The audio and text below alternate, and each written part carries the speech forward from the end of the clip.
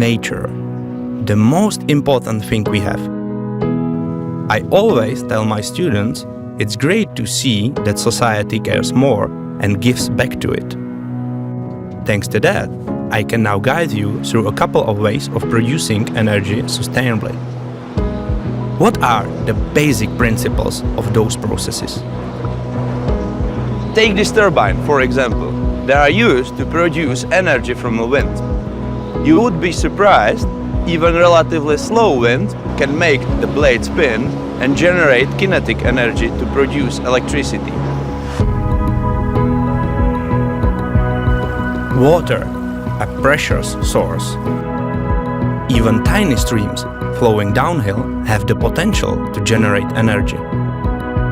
Hydropower system converts the potential energy into kinetic energy in turbine, which drives a generator to create electricity.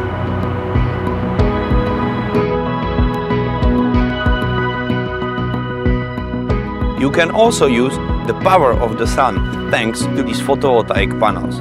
They convert solar rays directly into the electricity. They can cover all your electric consumption in the summer and parts of it in the winter. Like this, you can be more self-sufficient.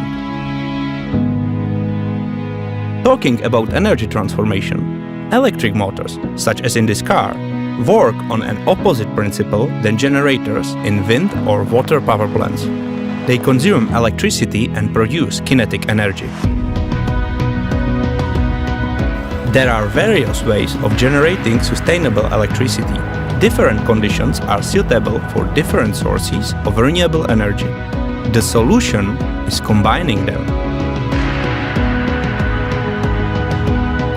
We have already started to focus on a more sustainable future. It's just up to each of us to continue.